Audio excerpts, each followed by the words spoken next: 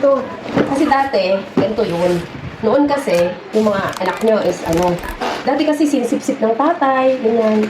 Yung mga ilong ng mga baby na. So, hindi na pwede ngayon, baka magpahawaan. O, so, kahit yung matatanda, pwede rin to. Sabi, naging nurse ako dito. Yun. Ayun. Wow, ang laki. So, yun. Sa mga sobra na yung plema, yung mga baby hindi makaisi. Ito lang po yun. Ang naman ito, ito lang. Yan. Tapos dito. Sorry naman yung tapos ito lang yan. Ito yung canister. Dito nakikita yung mga plema. Tapos tatakpan itong ganito. Ilalagay nila dito.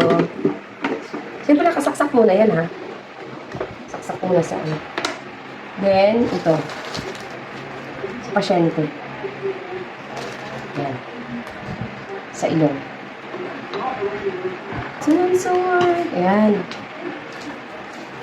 Ayan. Bali, dalawa to. Kahit isa lang yung gagamitin niyo dito. Ito na. Ito.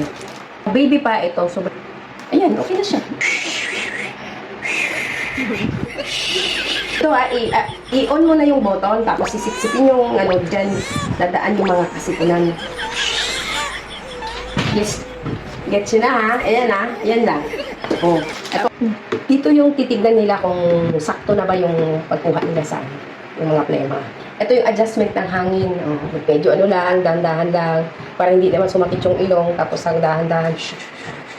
Pag marami na kukuha ito, wow! Yun. Tapos dito mo naman malalaman kung tama na. Oh. Safe. Very, safe. Parang nebulizer lang. Pag nag-nebule, ganun din yung nebulizer. Kasi yung dati nga, yung sa mga tatay na sinisip pa nila, ilong-ilungan ng mga babies nila, ngayon, meron na rin siyang parang high-tech na Ito yun. Ito na yung pinaka.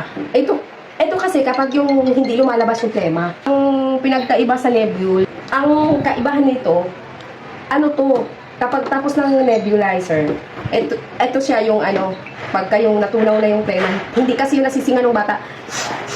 Kasi yung asawa ko dati, sinisip-sip niya yung ilaw kasi hindi pa ito uso nung araw. O ngayon, hindi na mahihirapan yung mga, lalo na yung batang mga opising na walang, para hindi tayo sa bata. May diferensya. Silver pants na bata. Ito mga, na to sa to. Tubig, water purifier? Hindi, pang sip-sip ng sipon ng bata kapag tumigas dito. Hindi rin pag matanda. Lusig ko ngayon. Yung mga naging yung mga sobrang tanda na. Ayan, okay na. Okay na siya.